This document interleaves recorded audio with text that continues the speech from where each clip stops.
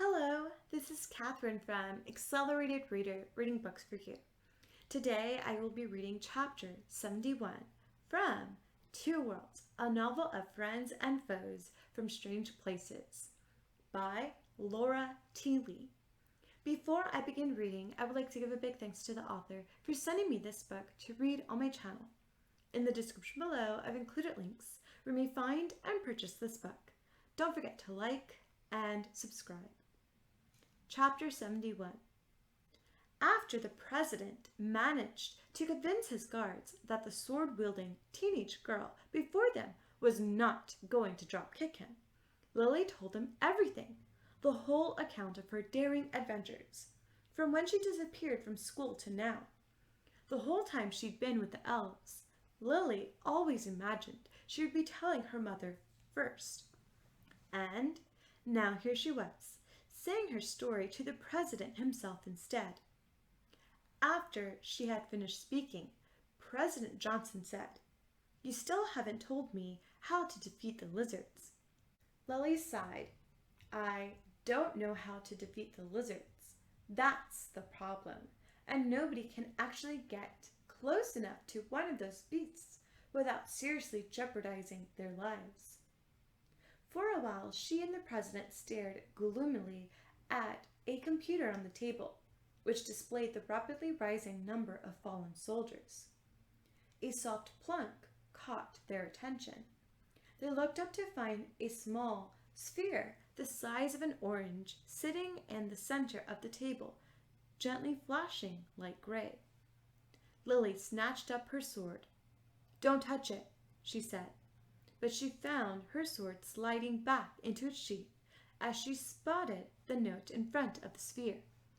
A small piece of paper that read, "One last gift to defeat them all. I'm still counting on you, Lily. Teresa."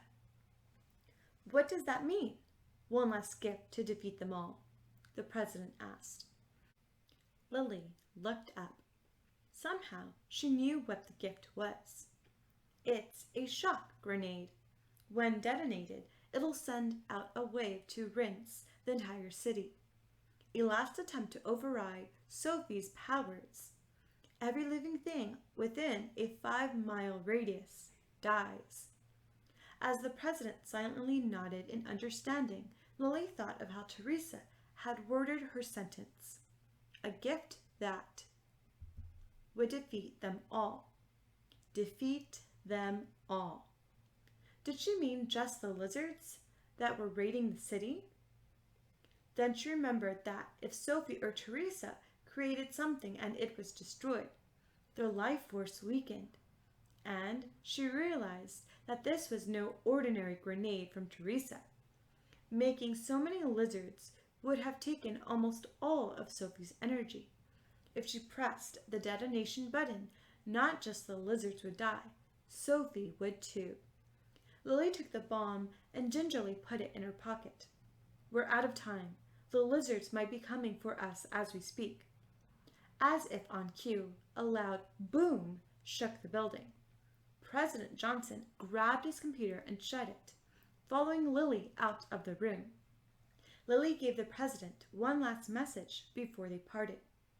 "Evacuate the whole city and get them out as fast as you can. I'll give you an hour. When you're done, signal me. Get a pair of binoculars if you need to find me." Then she ran down the hall away from the president, out of the building to join the battle. Lily spent most of her time running from the lizards. The remaining soldiers, upon being given new orders, had left with the citizens. As the minutes passed by, Lily climbed a building to do a quick check of the city to make sure that absolutely no one was left. To her right, Lily saw a flare shoot up, alerting her that she was the only citizen left in the city.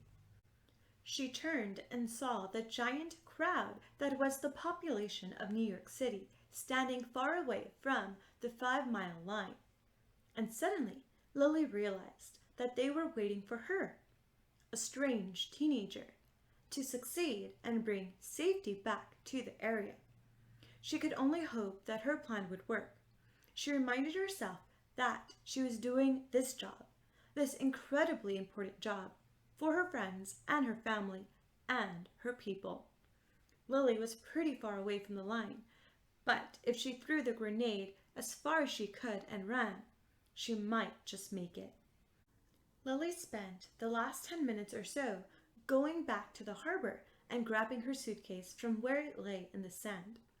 The equipment was priceless, and who knew when the next attack would come? Her hour was up. Lily kept running, searching for a good place to throw the grenade.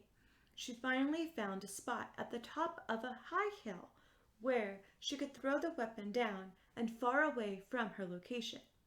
Then she closed her eyes. "Teresa, do me a favor and help me out of here." She took a deep breath, pressed the detonation button, and lobbed it as far as she could. Thank you for listening. Stay tuned for Chapter 72. Don't forget to like and subscribe. In the description below, I've included links where you may find and purchase this book.